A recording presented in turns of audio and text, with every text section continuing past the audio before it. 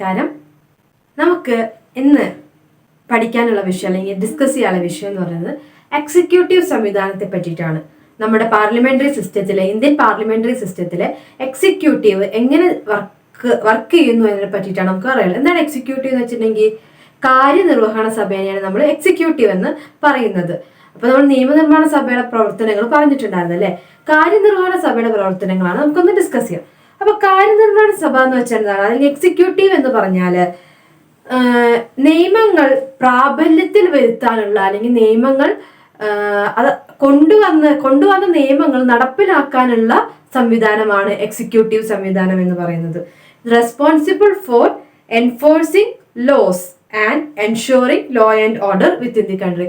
നമ്മുടെ രാജ്യത്തിന്റെ ഉള്ളില് നിയമ സംവിധാനം കൃത്യമായി പ്രവർത്തിക്കുന്നു എന്ന് ഉറപ്പുവരുത്തലാണ് എക്സിക്യൂട്ടീവിന്റെ ഡ്യൂട്ടി എന്ന് പറയുന്നത്. അല്ലെങ്കിൽ നിയമ സംവിധാനത്തെ കൃത്യമായി പ്രവർത്തിപ്പിക്കുക എന്നതാണ് എക്സിക്യൂട്ടീവിന്റെ ഡ്യൂട്ടി എന്ന് പറയുന്നത്. അപ്പൊ ഇംപ്ലിമെന്റിംഗ് ദ ലോസ്, അതായത് ലെജിസ്ലേച്ചർ കൊണ്ടുവന്ന നിയമം, ലെജിസ്ലേച്ചർ എന്താണ് നിയമം കൊണ്ടുവരികയാണ് ചെയ്യുന്നത് അല്ലെ, അതിനെ പ്രാവർത്തികമാക്കുന്നത് ഇംപ്ലിമെന്റ് ചെയ്യുന്നത് ആരാണ്? എക്സിക്യൂട്ടീവ് ആയിരിക്കും. അപ്പൊ അതാണ് എക്സിക്യൂട്ടീവിന്റെ ഡ്യൂട്ടി എന്ന് പറയുന്നത്. ഡ്യൂട്ടീസ് ഓഫ് എക്സിക്യൂട്ടീവ് എക്സ്പ്ലെയിൻ ചെയ്യുന്നത് പാർട്ട് 5 കോൺസ്റ്റിറ്റ്യൂഷന്റെ പാർട്ട് 5 ഡ്യൂട്ടീസ് എക്സിക്യൂട്ടീവിന്റെ ഡ്യൂട്ടീസ് എക്സ്പ്ലെയിൻ ചെയ്യുന്നത്. ആർട്ടിക്കിൾസ് 52 മുതൽ 78 വരെയാണ് ഇതിൽ വരുന്നത്. ആർട്ടിക്കിൾ 52 മുതൽ 78 വരെയുള്ളത് എങ്ങനെയാണ് എക്സിക്യൂട്ടീവ് പ്രവർത്തിക്കേണ്ടത് എന്ന് വിശദീകരിക്കുന്നുണ്ട്. ഇനി ഈ എക്സിക്യൂട്ടീവിന്റെ പ്രവർത്തനങ്ങളിലാണ്, എക്സിക്യൂട്ടീവ് കൗൺസിലിന്റെ പ്രവർത്തനങ്ങളിലാണ് പ്രസിഡന്റിന്റെ, പ്രൈം മിനിസ്റ്ററിന്റെ, വൈസ് പ്രസിഡന്റിന്റെ, കൗൺസിൽ ഓഫ് മിനിസ്റ്റേഴ്സിന്റെ തുടങ്ങി വിവിധങ്ങളായിട്ടുള്ള ഘടകങ്ങളുടെ പ്രവർത്തനങ്ങൾ വരുന്നത്. അപ്പൊ ഇവരുടെ ഇതിലാണ് എക്സിക്യൂട്ടീവിന്റെ പ്രവർത്തനങ്ങൾ ഈ വരുന്ന ആർട്ടിക്കിളുകളിലാണ് അനുശാസിക്കുന്നത്. ഇനി നമുക്കതിൽ ആദ്യമായിട്ട് പ്രസിഡന്റിന്റെ റോൾ എന്താണെന്ന് പഠിക്കാം. പ്രസിഡന്റ് എന്ന് പറഞ്ഞാൽ ആരാണ്? ഇന്ത്യയുടെ പ്രഥമ പൗരനെയാണ് പ്രസിഡന്റ് എന്ന് പറയുന്നത്. അപ്പൊ പ്രസിഡന്റ് എന്ന് പറയുന്നത് ഇന്ത്യയെ സംബന്ധിച്ചിടത്തോളം വളരെ ഇമ്പോർട്ടന്റ് ആയിട്ടുള്ള ഒരു സ്ഥാനമാണ്. പക്ഷെ അമേരിക്കൻ ഭരണഘടനയെന്നും പോലെ പ്രസിഡന്റ് അല്ല എല്ലാതും, എന്നാൽ പ്രസിഡന്റ് ഇമ്പോർട്ടന്റ് ആണ്. പ്രസിഡന്റിനും പ്രൈം മിനിസ്റ്ററിനും അതിൻ്റെതായ റോളുകൾ നൽകുന്ന ഒരു സംവിധാനമാണ് ഇന്ത്യയിൽ നിലനിൽക്കുന്നത്. അപ്പൊ പ്രസിഡന്റിനെ പൊതുവെ നമ്മൾ പറയാം നാമമാത്രമായ അധികാരം എന്നാണ്. നെയിംലി അതോറിറ്റി മാത്രമാണ്, നാമമാത്രമായ അധികാരമാണ് ആർക്കുള്ളത്? പ്രസിഡന്റിന് ഉള്ളത്. പക്ഷെ ഈസ് ദ ആദ്യത്തെ പ്രഥമ പൗരൻ, ഫസ്റ്റ് സിറ്റിസൺ ആയിട്ട് കണക്കാക്കുന്ന പ്രസിഡന്റ് ആണ്. ഹെഡ് ഓഫ് സ്റ്റേറ്റ് ആണ്, നമ്മുടെ രാജ്യത്തിന്റെ ഹെഡാണ്, തലവനാണ്. ഇനി ഇദ്ദേഹത്തിനെ ഇലക്ട് ചെയ്യുന്ന എങ്ങനെയാണ്? പ്രസിഡന്റ് ഇലക്ട് ചെയ്യുന്നതാണ്. നമ്മൾ ഒരിക്കലും പ്രസിഡന്റിനെ ഇലക്ട് ചെയ്യാൻ നേരിട്ട് പോകാറില്ല. ഒരു സിറ്റിസൺ നേരിട്ടിട്ട് പങ്കാളിത്തമില്ല പ്രസിഡന്റ് ഇലക്ട് ചെയ്യാൻ. ആരാണ് പ്രസിഡന്റിനെ തിരഞ്ഞെടുക്കുന്നത്? നമ്മൾ തെരഞ്ഞെടുത്ത അംഗങ്ങൾ, നമ്മൾ തെരഞ്ഞെടുത്ത് വിജയിപ്പിച്ച് അധികാരത്തിലേക്ക് പോയിട്ടുള്ള ലോകസഭ അംഗങ്ങളാണ് പ്രസിഡന്റിനെ തിരഞ്ഞെടുക്കുന്നത്. ഇതിനെ സിംഗിൾ ട്രാൻസ്ഫറബിൾ വോട്ട് സിസ്റ്റം എന്നും പറയുന്നു. പ്രസിഡന്റ് തിരഞ്ഞെടുക്കുന്ന രീതിനെ സിംഗിൾ ട്രാൻസ്ഫറബിൾ വോട്ട് സിസ്റ്റം എന്നാണ് പറയുന്നത്. അപ്പൊ ഇനി ആരൊക്കെയാണ് പ്രസിഡന്റിനെ തിരഞ്ഞെടുക്കുന്നത്? അത് പറയുന്നത് ആർട്ടിക്കിൾ 54 പ്രകാരമാണ്. നമ്മുടെ രാഷ്ട്രപതിനെ തിരഞ്ഞെടുക്കുന്നത് ആരൊക്കെയാണ് എന്ന് പറയുന്നത് ആർട്ടിക്കിൾ 54 ആരൊക്കെയാണ്? ഒന്നാമതായിട്ട് the elected members of both the houses of parliament. നമ്മുടെ 2 സഭകളുണ്ട് അല്ലെ, പാർലമെന്റ്, ലോക്സഭയും രാജ്യസഭയുണ്ട്. ഈ 2 സഭകളിലേക്കും ഇലക്ട് ചെയ്യപ്പെട്ടിട്ടുള്ള അംഗങ്ങൾ. ദെൻ രണ്ടാമതായിട്ട് the elected members of state legislative assemblies. നമ്മുടെ സംസ്ഥാനത്തെ ലെജിസ്ലേറ്റീവ് അസംബ്ലി ഉണ്ടാവില്ല, സംസ്ഥാന ലെജിസ്ലേറ്റീവ് അസംബ്ലിയിൽ തിരഞ്ഞെടുക്കപ്പെട്ടവര്. ദെൻ മൂന്നാമതായിട്ട് the elected members of the legislative assemblies of Delhi and Puducherry. Delhi, Puducherry എന്ന് പറയുന്ന 2 ടെറിട്ടറീസിലെ സ്റ്റേറ്റ് ലെജിസ്ലേറ്റീവിലുള്ളവരും കൂടിയാണ് ഇതിൽ പങ്കെടുക്കുന്നത്. അപ്പൊ ആരൊക്കെയാണ്? 2 ഹൗസസിൽ പാർലമെന്റിലേക്ക് ഇലക്ട് ചെയ്യപ്പെട്ടിട്ടുള്ള അംഗങ്ങള്, സ്റ്റേറ്റ് ലെജിസ്ലേച്ചറിലുള്ള അംഗങ്ങള്, ഡൽഹിയിലെ പുതുച്ചേരിയിലെ അസംബ്ലികളിലുള്ള അംഗങ്ങൾ. ഇത്രയും പേരാണ് രാഷ്ട്രപതിനെ, പ്രസിഡന്റിനെ തിരഞ്ഞെടുക്കുന്ന ആ ഒരു പ്രക്രിയയുടെ ഭാഗമായിട്ട് ഉള്ളത്. ഇനി ആർട്ടിക്കിൾ 58 പ്രകാരം പ്രസിഡന്റ് ആയിരിക്കാൻ വേണ്ട ക്വാളിഫിക്കേഷൻസ്, യോഗ്യതകൾ പറയുന്നുണ്ട്. രാഷ്ട്രപതിക്ക് ഉണ്ടായിരിക്കേണ്ട ക്വാളിഫിക്കേഷൻസ് ഒന്നാമതായിട്ട് പറയുന്നത് must be a citizen of India. Indian പൗരനായിരിക്കണം. ഏറ്റവും ആദ്യമായിട്ട് പറഞ്ഞത് എന്താണ്? ഇന്ത്യൻ പൗരനായിരിക്കണം എന്നുള്ളത്. ദെൻ അടുത്തൊരു point, the person must have completed the age of 35 years. 35 വയസ്സ് കംപ്ലീറ്റ് ചെയ്ത ആളായിരിക്കണം. അടുത്തൊരു പോയിന്റ് എന്നാണ് the person must meet the qualifications required for election as a member of Lok Sabha the lower house of the parliament. അതായത് ലോകസഭയിലേക്ക് തിരഞ്ഞെടുക്കാൻ വേണ്ടുന്ന യോഗ്യതകളെല്ലാം ആർക്കുണ്ടായിരിക്കണം? President ഉണ്ടായിരിക്കണം. ആ ഒരു യോഗ്യത മാനദണ്ഡം ഉള്ള ആളായിരിക്കണം. അടുത്തത് the person must not hold any office of profit under the government of India, the government of any other state or any local or other authority that is subject to the control of the aforementioned governments. അതായത് സംസ്ഥാന സർക്കാരിന്റെയോ അല്ലെങ്കിൽ കേന്ദ്ര സർക്കാരിന്റെ കീഴിൽ വരുന്ന ഒരു public ഓഫീസിലും ഒരു പൊതുസ്ഥാപനത്തിലും ജോലി ചെയ്യുന്ന ഒരു വ്യക്തിയാവാൻ പാടില്ല പ്രസിഡന്റ് സ്ഥാനത്തേക്ക് വരാൻ. ഇത്രയാണ് പ്രസിഡന്റിന്റെ യോഗ്യതകൾ എന്ന് പറയുന്നത്. ഇനി പ്രസിഡന്റിന്റെ ഭരണ ടേം ഓഫ് ഓഫീസ്, എത്ര കാലത്തോളം അദ്ദേഹത്തിന് ഭരിക്കാം എന്നുള്ളത്. 5 വർഷം കാലാവധിയിലാണ് ഒരു പ്രസിഡന്റ് ഇന്ത്യയിൽ ഉണ്ടായിരിക്കുക. 5 years ആണ് ഒരു പ്രസിഡന്റ് ഇരിക്കാനുള്ള ടേം എന്ന് പറയുന്നത്. അദ്ദേഹത്തിന്റെ ടേം ഓഫ് ഓഫീസ് എക്സ്പ്ലെയിൻ ചെയ്തത് ആർട്ടിക്കിൾ 56 അനുച്ഛേദം 56 ടേം ഓഫ് ഓഫീസ് എക്സ്പ്ലെയിൻ ചെയ്യുന്നത്. ഇനി പ്രസിഡന്റിനെ എങ്ങനെയൊക്കെ, ഇനി ഒന്നുകിൽ പ്രസിഡന്റ് രാജിവെച്ച് പുറത്തു പോവാം, അല്ലെങ്കിൽ പ്രസിഡന്റിനെ ഇംപീച്ച് ചെയ്യുക. ഇംപീച്ച് ചെയ്യുന്ന വെച്ചാൽ പുറത്താക്കുക. പ്രസിഡന്റിനെ പുറത്താക്കുന്ന രീതിയാണ് ഇംപീച്ച്മെന്റ് എന്ന് പറയുന്നത്. ഇങ്ങനെ 2 രീതികളാണ് പ്രസിഡന്റിനെ ആ സ്ഥാനത്ത് നിന്ന് പുറത്താക്കുന്നത്. ഒന്ന്, അദ്ദേഹത്തിന് സ്വമേധയാ റിസൈൻ ചെയ്യാം. അപ്പൊ പ്രസിഡന്റ് ആർക്കാണ് റെസിഗ്നേഷൻ ലെറ്റർ കൊടുക്കുക? വൈസ് പ്രസിഡന്റ് ആണ് കൊടുക്കുക. ഇന്ത്യൻ വൈസ് പ്രസിഡന്റ് ആണ് പ്രസിഡന്റ് റെസിഗ്നേഷൻ ലെറ്റർ കൊടുക്കേണ്ടത്. ഇനി അടുത്തത് ഇംപീച്ച്മെന്റ് എന്ന് പറഞ്ഞാൽ പുറത്താക്കുക. ആർട്ടിക്കിൾ 61 ആർട്ടിക്കിൾ 61 ബ്രാക്കറ്റിൽ 1 ആർട്ടിക്കിൾ 61(1) പ്രകാരമാണ് ഇംപീച്ച്മെന്റ് പ്രോസസ്സിനെ കുറിച്ച് പറയുന്നത്. അപ്പോൾ ഒരു പ്രസിഡന്റ് ആ സ്ഥാനത്തിരിക്കാൻ യോഗ്യനല്ല എന്ന് കണക്കാക്കിയിട്ട് കോൺസ്റ്റിറ്റ്യൂഷന്റെ നടപടികൾ വയലേറ്റ് ചെയ്യുന്ന സാഹചര്യത്തിലാണ്, അല്ലെങ്കിൽ കോൺസ്റ്റിറ്റ്യൂഷൻ ഭരണഘടനയെ അനുസരിക്കാത്ത സാഹചര്യത്തിലാണ് ഒരു പ്രസിഡന്റിനെ ഇംപീച്ച് ചെയ്ത് പുറത്താക്കുന്നത്. അങ്ങനെ 2 രീതിയിൽ പ്രസിഡന്റിനെ പുറത്താക്കാം. ഈ ഇംപീച്ച്മെന്റ് പ്രോസസ് എന്ന് പറയുന്നത് ഒരു ക്വാസി ജുഡീഷ്യൽ പ്രോസസ്സാണ്.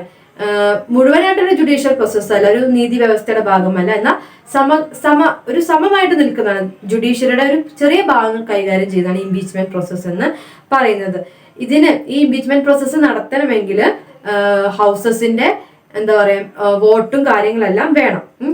അത് കൂടാതെ തന്നെ ഇത് 14 ദിവസം മുമ്പെങ്കിലും ഈ ഒരു വിവരത്തെക്കുറിച്ച്, ഇംപീച്ച്മെന്റ് നടക്കാൻ പോകുന്ന വിവരത്തെക്കുറിച്ച് അറിയിക്കുകയും വേണം. അപ്പൊ ഇത്തരത്തിൽ ഒരുപാട് പ്രോസസ് ഇംപീച്ച്മെന്റിന് ഉണ്ട്. ഇനി ഇതല്ലാതെ പ്രസിഡന്റിന്റെ, രാഷ്ട്രപതിയുടെ അധികാര സ്ഥാനം വേക്കന്റ് ആവുന്ന സ്ഥിതികളുണ്ട്. ഏതൊക്കെ സമയങ്ങളിലാണ് വേക്കന്റ് ആവുന്നത് നോക്കാം. നമ്മുടെ പ്രസിഡന്റിന്റെ, രാഷ്ട്രപതിയുടെ ആ ഓഫീസ് വേക്കന്റ് ആവുന്ന അവസരങ്ങൾ ഏതൊക്കെയാണ്? ഒന്ന്, അദ്ദേഹം 5 വർഷം കാലാവധി പൂർത്തീകരിച്ച സമയത്താണെങ്കിൽ അങ്ങനെ ഒരു വേക്കൻസി വരാം. ദെൻ അടുത്തത്, അദ്ദേഹം ഭരണത്തിൽ ഇരിക്കുമ്പോൾ തന്നെ രാഷ്ട്രപതിയെ ഇരിക്കുമ്പോൾ തന്നെ മരിച്ചു പോകുന്ന സാഹചര്യത്തിൽ.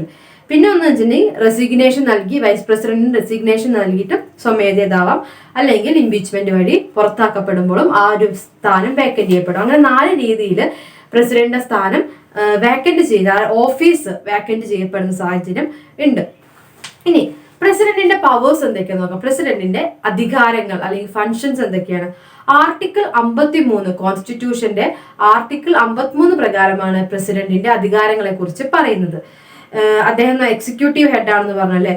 ഏറ്റവും പ്രധാനമായിട്ട് പ്രൈം മിനിസ്റ്റർക്കും കൗൺസിൽ ഓഫ് മിനിസ്റ്റേഴ്സിനും ഉപദേശങ്ങളും നിർദ്ദേശങ്ങളും നൽകലാണ് പ്രധാനപ്പെട്ട ഡ്യൂട്ടി എന്ന് പറയുന്നത്. Advises to president, to prime minister and the council of ministers. മന്ത്രിസഭയിലെ അംഗങ്ങൾക്കും പ്രധാനമന്ത്രിക്കും നിർദ്ദേശങ്ങൾ നൽകും.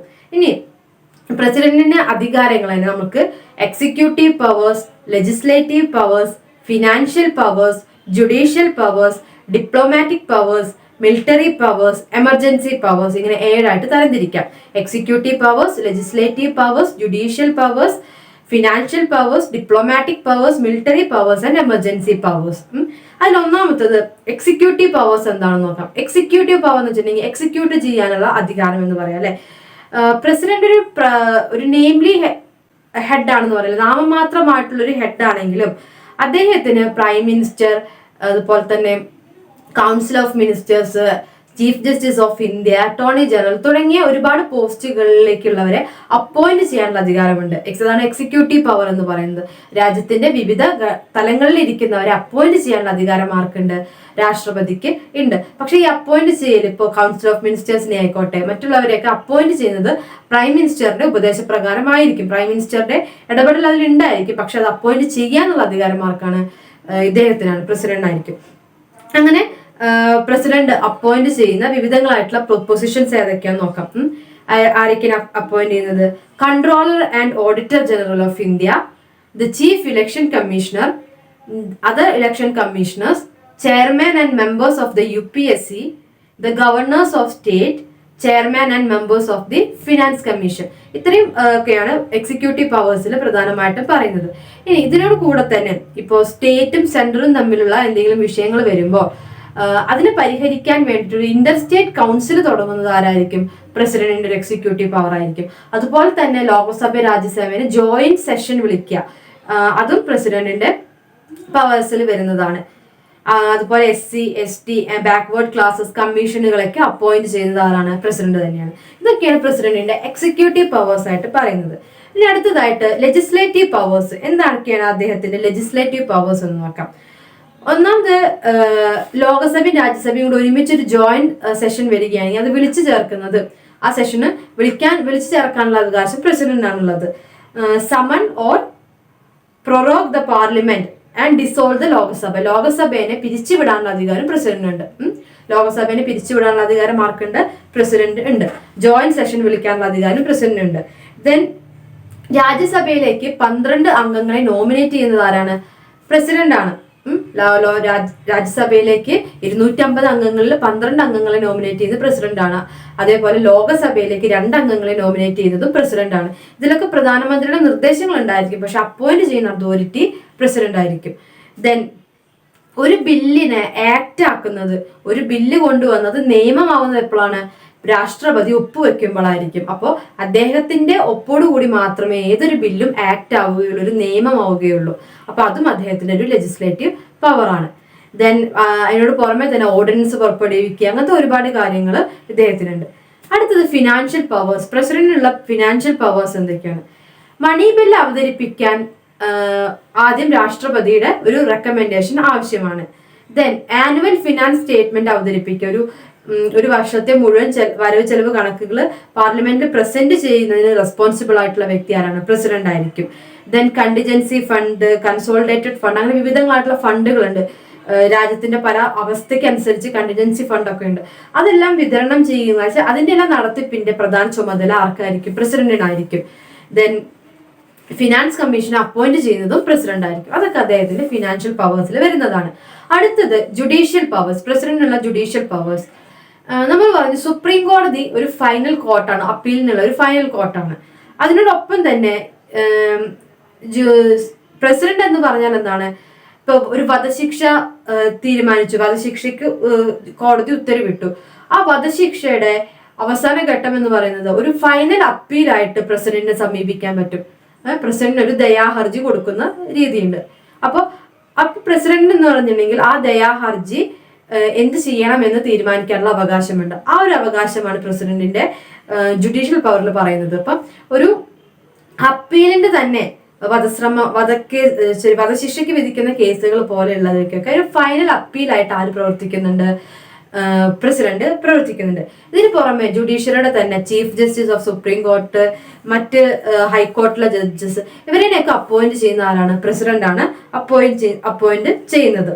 പിന്നെ നമ്മൾ നേരത്തെ പറഞ്ഞ പോലെ പണിഷ്മെന്റ്സ്, ചില പ്രത്യേക പണിഷ്മെന്റുകളെല്ലാം സസ്പെൻഡ് ചെയ്യുക, നിർത്തലാക്കുക, അല്ലെങ്കിൽ അത് വേണ്ടാന്ന് വെക്കുക തുടങ്ങിയ അവകാശങ്ങൾ പ്രസിഡന്റിന് നൽകുന്നതാണ്. അറ്റോർണി ജനറലിനെ അപ്പോയിന്റ് ചെയ്യുന്നത് പ്രസിഡന്റ് ആണ്. ഗവൺമെന്റിന്റെ ലീഗൽ അഡ്വൈസറിനെ അപ്പോയിന്റ് ചെയ്യുന്നതും പ്രസിഡന്റ് തന്നെയാണ്. അപ്പൊ ഇതൊക്കെ പ്രസിഡന്റിന്റെ ജുഡീഷ്യൽ പവേഴ്സ് ആണ്, നീതിന്യായ വ്യവസ്ഥയുമായി ബന്ധപ്പെട്ടിട്ടുള്ള പവേഴ്സ് ആണ്. ദെൻ ഡിപ്ലോമാറ്റിക് പവേഴ്സ് എന്താണ്?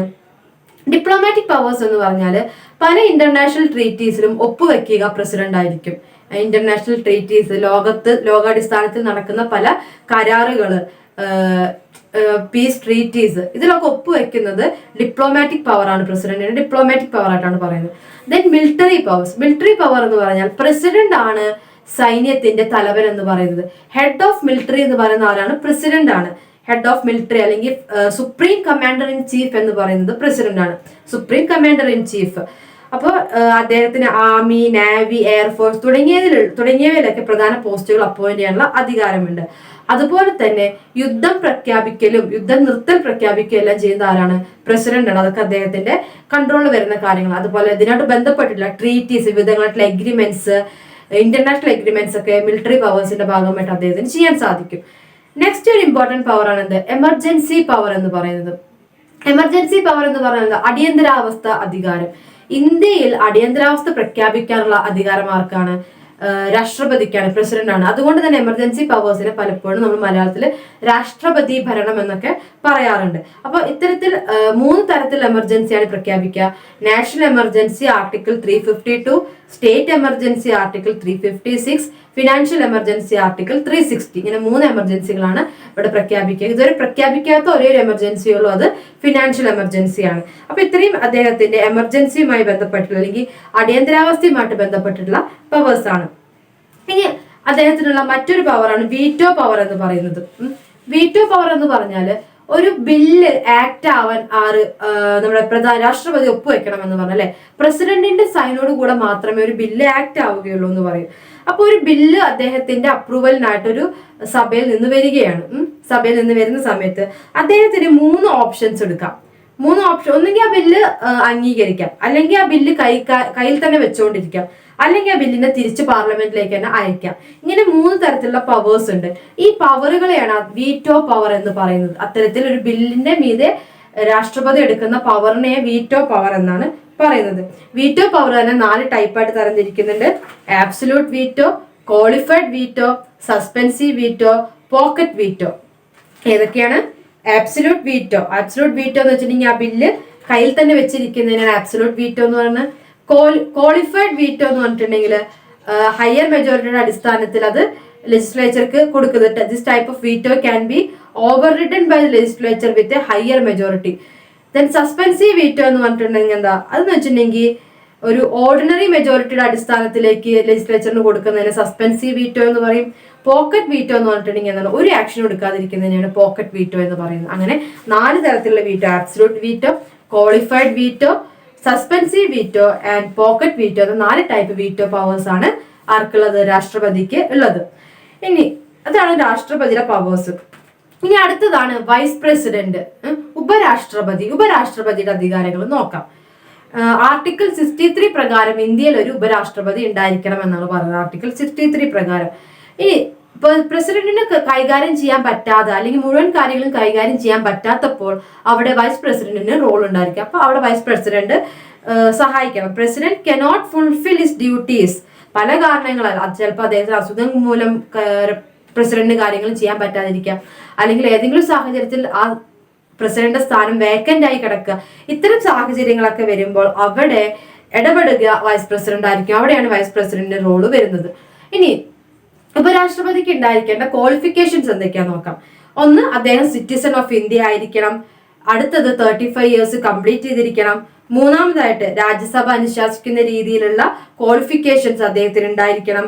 ദെൻ ഗവൺമെന്റിന്റെ, സെൻട്രൽ ഗവൺമെന്റ്, സ്റ്റേറ്റ് ഗവൺമെന്റിന്റെ കീഴിൽ യാതൊരുവിധ ജോലികളിലും public ജോലികളിലും ഏർപ്പെടാത്ത ആളായിരിക്കണം. he or she must be a citizen of India, must attain the age of 35 years. He or she must possess the qualification required for election as a member of Rajya Sabha. The cabinet must not hold any office of profit under the government of center or state or any other local authority. ഇതായിരിക്കും അദ്ദേഹത്തിന്റെ qualification എന്ന് പറയുന്നത്. ഇനി അദ്ദേഹത്തിന്റെ ഓഫീസിലെ terms of office എന്ന് പറയുന്നത് അദ്ദേഹത്തിനും 5 വർഷം കാലാവധി തന്നെയാണുള്ളത്. അദ്ദേഹം റെസിഗ്നേഷൻ നൽകുന്ന ആർക്കാണ്? പ്രസിഡന്റിനായിരിക്കും. അദ്ദേഹം റെസിഗ്നേഷൻ നൽകുന്നത് പ്രസിഡന്റിനായിരിക്കും. ഇംപീച്ച്മെന്റ് വഴി വൈസ് പ്രസിഡന്റിനെയും പുറത്താക്കാൻ സാധിക്കും. ഇതൊക്കെ അദ്ദേഹത്തിന്റെ ടേംസ് ഓഫ് ഓഫീസ്, അദ്ദേഹത്തിന്റെ അധികാരത്തിലിരിക്കുന്ന. ഇനി പവേഴ്സ് എന്തൊക്കെയാണ്? Powers and functions. വൈസ് പ്രസിഡന്റിന്റെ പവേഴ്സ് എന്ന് പറയുന്നത് he is the ex officio chairman of Rajya Sabha. രാജ്യസഭയുടെ ചെയർമാൻ ആയിട്ടിരിക്കുന്നത് ആരാണ്?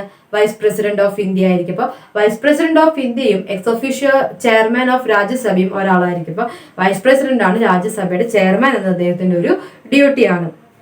ഇനി അദ്ദേഹത്തിന്റെ ഡ്യൂട്ടീസ്, വൈസ് പ്രസിഡന്റിന്റെ ഡ്യൂട്ടീസ് കൂടുതലായിട്ട് കാണാൻ സാധിക്കുന്നത് പ്രസിഡന്റിന്റെ ഒരു അസാന്നിധ്യത്തിലാണ്. പ്രസിഡന്റ് ഇല്ലാതിരിക്കുന്ന സാഹചര്യത്തിലാണ് വൈസ് പ്രസിഡന്റിന് കൂടുതൽ ഡ്യൂട്ടീസ് വരുന്നത്. അപ്പൊ ഇത്രയാണ് പ്രസിഡന്റ് ആൻഡ് വൈസ് പ്രസിഡന്റിന്റെ ഡ്യൂട്ടീസ് ആയിട്ട് വരുന്നത്. ഇനി അടുത്തതായിട്ട് നമുക്ക് പഠിക്കാനുള്ളത് പ്രൈം മിനിസ്റ്ററിനെ പറ്റിയിട്ടാണ്. പ്രൈം മിനിസ്റ്ററിന്റെ റോളുകൾ എന്തൊക്കെയാണെന്നാണ് നോക്കാനുള്ളത്. അപ്പൊ പ്രൈം മിനിസ്റ്റർ എന്ന് പറഞ്ഞാൽ എന്താണ്? ഇന്ത്യൻ കോൺസ്റ്റിറ്റ്യൂഷൻ പ്രകാരം പ്രൈം മിനിസ്റ്റർ, പ്രധാനമന്ത്രി എന്ന് പറയുന്നത് real head of the state ആണ്. നമ്മുടെ രാജ്യത്തിന്റെ യഥാർത്ഥ അധികാരി അല്ലെങ്കിൽ യഥാർത്ഥ ഹെഡ് എന്ന് പറയുന്നതാണ് പ്രൈം മിനിസ്റ്റർ എന്ന് പറയുന്ന വ്യക്തി. പ്രൈം മിനിസ്റ്ററും കൗൺസിൽ ഓഫ് മിനിസ്റ്റേഴ്സും, പ്രൈം മിനിസ്റ്ററും ആ മന്ത്രിസഭയും കൂടിയിട്ടാണ് പല കാര്യങ്ങളും രാജ്യത്തെ സംബന്ധിക്കുന്ന പല കാര്യങ്ങളും തീരുമാനിക്കുന്നത്. അപ്പൊ ഇന്ത്യൻ കോൺസ്റ്റിറ്റ്യൂഷൻ പ്രകാരം council of ministers headed by prime minister, അത് എന്ത് വേണ്ടിയിട്ടാണ്? അതാണ് ഏറ്റവും പ്രധാനപ്പെട്ട ഒരു ബോഡി എന്ന് പറയുന്നത്. ആർട്ടിക്കിൾ 75 പ്രകാരമാണ് പ്രൈം മിനിസ്റ്ററിന്റെയും മറ്റ് മിനിസ്റ്റേഴ്സിന്റെയും റോളുകളെ കുറിച്ച് പറയുന്നത്. അപ്പൊ ഈ പ്രൈം മിനിസ്റ്ററും കൗൺസിൽ ഓഫ് മിനിസ്റ്റേഴ്സുമാണ് പ്രസിഡന്റിന് വേണ്ടുന്ന ഉപദേശങ്ങളെല്ലാം നൽകുന്നത്. പ്രസിഡന്റിന് ഉപദേശങ്ങൾ നൽകുകയും ചെയ്യുന്നത് ആരാണ്? ഈ പ്രൈം മിനിസ്റ്ററും കൗൺസിൽ ഓഫ് മിനിസ്റ്റേഴ്സുമാണ്. അപ്പൊ ഈ പ്രൈം മിനിസ്റ്റർ എന്ന് പറയുന്ന ആളാണ് ആക്ച്വൽ എക്സിക്യൂട്ടീവ് അല്ലെങ്കിൽ real head of the state എന്ന് പറയുന്നത്. അതായത് പ്രസിഡന്റ് നാമമാത്രമായ ഹെഡ് ആണെങ്കിൽ പ്രൈം മിനിസ്റ്റർ യഥാർത്ഥ അധികാരിയായിട്ടാണ് നിലനിൽക്കുന്നത്. ഇനി എന്തൊക്കെയാണ് പ്രൈം മിനിസ്റ്റർ അല്ലെങ്കിൽ പ്രധാനമന്ത്രിയുടെ അധികാരങ്ങൾ, പവേഴ്സ് ആൻഡ് ഫങ്ഷൻസ് എന്തൊക്കെയാണെന്ന് നോക്കാം. അപ്പോൾ ആദ്യമായിട്ട് അപ്പോയിന്റ്മെന്റ് ഓഫ് മിനിസ്റ്റേഴ്സ്, മന്ത്രിയായിരിക്കേണ്ടവർ ആരൊക്കെയാണ് അല്ലെങ്കിൽ മന്ത്രിസഭാംഗങ്ങളെ തീരുമാനിക്കുന്നതും അപ്പോയിന്റ് ചെയ്യാൻ വേണ്ടുന്ന കാര്യങ്ങളെല്ലാം ചെയ്യുന്നത് ആരാണ്? പ്രൈം മിനിസ്റ്റർ ആണ്. പ്രൈം മിനിസ്റ്ററിന്റെ നിർദ്ദേശപ്രകാരം പ്രസിഡന്റ് അപ്പോയിന്റ് ചെയ്യുകയാണ് ചെയ്യുന്നത്. അപ്പോൾ ഇതിന് ഡിസിഷൻ എടുക്കുന്ന ആരാണ്? ആരൊക്കെ മന്ത്രി ആയിരിക്കണം എന്ന ഡിസിഷൻ എടുക്കുന്നത്, ഫൈനൽ ഡിസിഷൻ എന്ന് പറയുന്നത് പ്രധാനമന്ത്രിയുടെ ആയിരിക്കും. ദെൻ പോർട്ട്ഫോളിയോ അലോക്കേഷൻ ആൻഡ് റീഷഫ്ലിംഗ് എന്ന് പറഞ്ഞാൽ ഒരു മന്ത്രിയെ തീരുമാനിക്കാനും അത് ആ മന്ത്രിക്ക് ഏതൊക്കെ സ്ഥാനങ്ങൾ നൽകണം എന്ന് തീരുമാനിക്കുന്നതും ഇനിയിപ്പോൾ അത് വേണ്ട കുറച്ചു കാലം കഴിഞ്ഞ് മാറ്റണമെങ്കിൽ അത് തീരുമാനിക്കുന്നതും എല്ലാം ആരാണ്? പ്രധാനമന്ത്രി തന്നെയാണ്.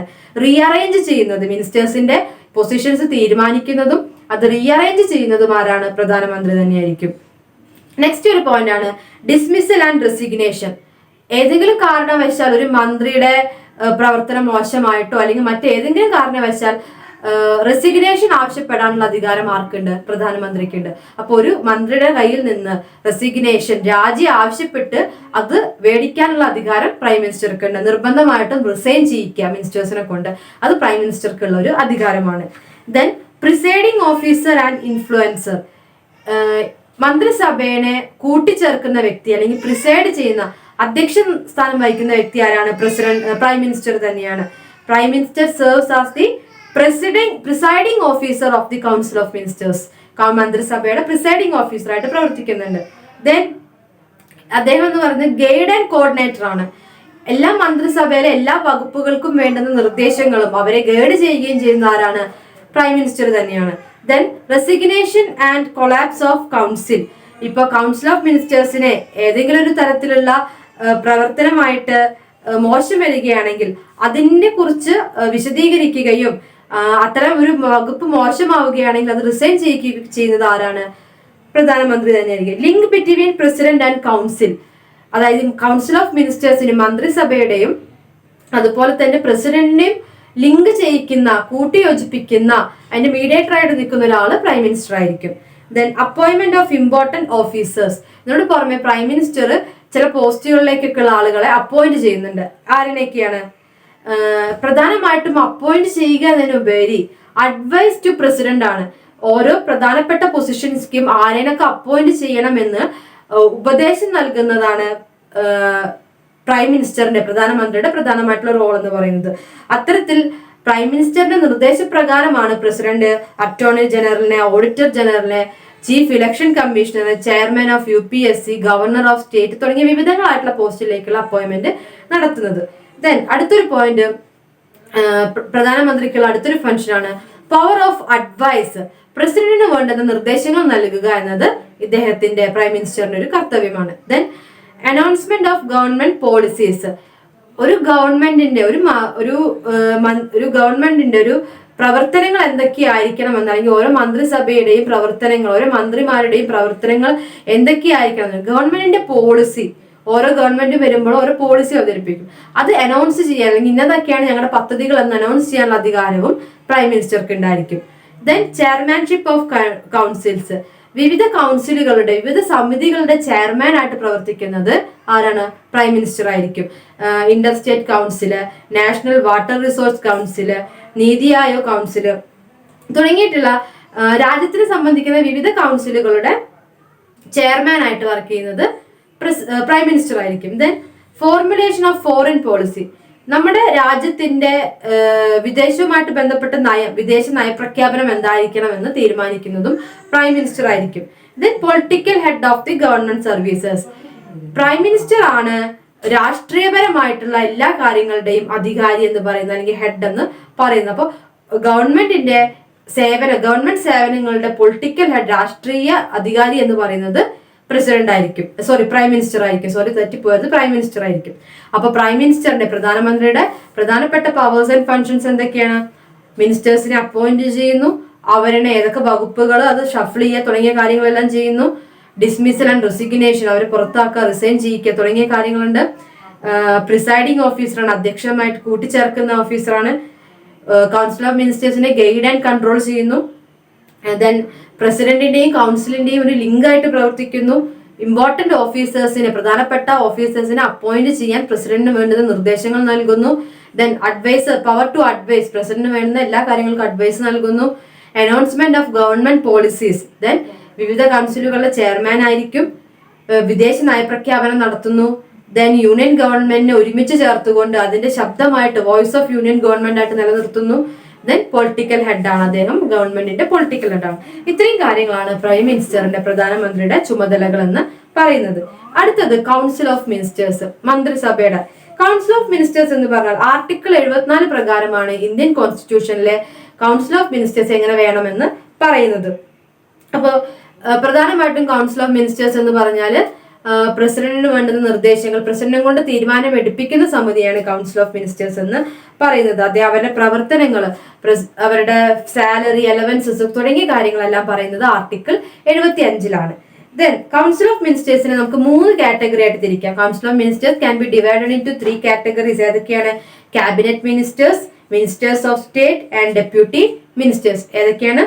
Cabinet ministers, ministers of state, deputy ministers എന്നിങ്ങനെ 3ആയിട്ട് ചിരിക്കാം. ക്യാബിനറ്റ് മിനിസ്റ്റേഴ്സ് നമ്മൾ കേൾക്കും, ക്യാബിനറ്റ് പദവിയുള്ള അംഗങ്ങൾ എന്നൊക്കെ പറയും. ക്യാബിനറ്റ് മിനിസ്റ്റേഴ്സ് വെച്ചിട്ടുണ്ടെങ്കിൽ ഒരു ഇമ്പോർട്ടന്റ് ആയിട്ടുള്ള നാഷണൽ മിനിസ്റ്ററി, അത് ഡിഫൻസ്, ഫിനാൻസ്, എക്സ്റ്റേണൽ അഫയേഴ്സ് ഇതൊക്കെ കൈകാര്യം ചെയ്താണ് ക്യാബിനറ്റ് മിനിസ്റ്ററി എന്ന് പറയുന്നത്. മിനിസ്ട്രീസ് ഓഫ് സ്റ്റേറ്റ് എന്ന് പറഞ്ഞാൽ ഓരോ വകുപ്പിന്റെയും പ്രത്യേക ചുമതലകൾ നൽകുന്നതിനെയാണ് മിനിസ്റ്റേഴ്സ് ഓഫ് സ്റ്റേറ്റ് എന്ന് പറയുന്നത്. ഓരോ വകുപ്പുകളിലെയും പ്രത്യേക ചുമതലകൾ നൽകുന്ന മന്ത്രിമാരെയാണ് മിനിസ്റ്റേഴ്സ് ഓഫ് സ്റ്റേറ്റ് എന്ന് പറയുന്നത്. ഡെപ്യൂട്ടി മിനിസ്റ്റർ എന്ന് വെച്ചിട്ടുണ്ടെങ്കിൽ ഒരു ഇൻഡിപെൻഡന്റ്, ഓരോ മിനിസ്റ്ററുടെയും കീഴിൽ തന്നെ വരുന്ന വേറൊരു വകുപ്പാണ് ഡെപ്യൂട്ടി മിനിസ്റ്റേഴ്സ് എന്ന് പറയുന്നത്. അപ്പൊ ഇത്തരത്തിലാണ് ഈ 3 ഡിപ്പാർട്ട്മെന്റും ഒരുമിച്ച് ചേർന്നുകൊണ്ട് ഒരു കളക്റ്റീവ് റെസ്പോൺസിബിലിറ്റിയോട് കൂടിയിട്ട് ഒരുമിച്ച് ചേർന്നുകൊണ്ട് പ്രവർത്തിക്കുന്നതിനെ കളക്റ്റീവ് റെസ്പോൺസിബിലിറ്റിയാണ് പറയുക. അതിലൂടെയാണ് നമ്മുടെ രാജ്യത്ത് പ്രവർത്തിക്കുന്നത്. ഇനി എന്താണ് കളക്റ്റീവ് റെസ്പോൺസിബിലിറ്റി എന്ന് പറഞ്ഞാൽ ആർട്ടിക്കിൾ 75 പ്രകാരം കളക്റ്റീവ് റെസ്പോൺസിബിലിറ്റിനെ കുറിച്ചും കൗൺസിൽ ഓഫ് മിനിസ്റ്റേഴ്സ് എന്തുകൊണ്ട് ഇങ്ങനെ ഒരുമിച്ച് ചേർന്ന് പ്രവർത്തിക്കണം എന്നതിനെ പറ്റിയെല്ലാം പറയുന്നുണ്ട്. ദെൻ നമ്മുടെ ജനാധിപത്യ വ്യവസ്ഥ നിലനിർത്താൻ ഈ കളക്റ്റീവ് റെസ്പോൺസിബിലിറ്റി ആവശ്യമാണ്. അപ്പോൾ എല്ലാ വകുപ്പുകളും ഒരുമിച്ച് ചേർന്ന് പ്രവർത്തിച്ചെങ്കിൽ മാത്രമാണ് നമ്മുടെ രാജ്യത്തിന്റെ പ്രവർത്തനങ്ങൾ മുന്നോട്ട് കൊണ്ടുപോകാൻ സാധിക്കുകയുള്ളൂ. ആർട്ടിക്കിൾ 75(3) കൗൺസിൽ ഓഫ് മിനിസ്റ്റേഴ്സിന്റെ പ്രവർത്തനങ്ങളും അതെങ്ങനെ കളക്റ്റീവായിട്ട് പ്രവർത്തിക്കണം എന്നുള്ള കാര്യങ്ങളെല്ലാം പറയുന്നുണ്ട്. Then individual responsibility. എന്താണ് ഇൻഡിവിജ്വൽ റെസ്പോൺസിബിലിറ്റി എന്ന് പറഞ്ഞാൽ ആർട്ടിക്കിൾ 75(2) ആർട്ടിക്കിൾ 75(2) പ്രകാരം ഓരോ മിനിസ്റ്റേഴ്സും അവരവരുടെ വകുപ്പുകൾ എങ്ങനെ ചെയ്യണമെന്ന് പറയുന്നതിനാണ് ഇൻഡിവിജ്വൽ റെസ്പോൺസിബിലിറ്റി എന്ന് പറയുന്നത്. ഓരോ ഇൻഡിവിജ്വലും ഓരോ മിനിസ്റ്റർക്കും ആ വകുപ്പിനോട് ഉണ്ടായിരിക്കേണ്ട ഉത്തരവാദിത്വം. Responsibility of minister to the president, പ്രസിഡന്റിനോടും ആ മിനിസ്റ്റർക്ക് ഉണ്ടായിരിക്കേണ്ട റെസ്പോൺസിബിലിറ്റിയും ഈ ഇൻഡിവിജ്വൽ റെസ്പോൺസിബിലിറ്റിയിൽ പറയുന്നുണ്ട്. അപ്പൊ ഇത്രയാണ് ഈ ഒരു എക്സിക്യൂട്ടീവ് എന്ന് പറയുന്ന ഭാഗത്തിലെ പ്രധാനപ്പെട്ട കാര്യങ്ങൾ എന്ന് പറയുന്നത്. അപ്പോൾ president, vice president, prime minister, then council of ministers ഇതെല്ലാം ചേരുന്ന, ഇതിന്റെ കീഴിൽ തന്നെ വരുന്ന ഒരുപാട് വകുപ്പുകൾ, ഇതെല്ലാം കൂടി ചേരുന്നതാണ് എക്സിക്യൂട്ടീവ് കൗൺസിൽ അല്ലെങ്കിൽ എക്സിക്യൂട്ടീവ് എന്ന് പറയുന്നത്. താങ്ക്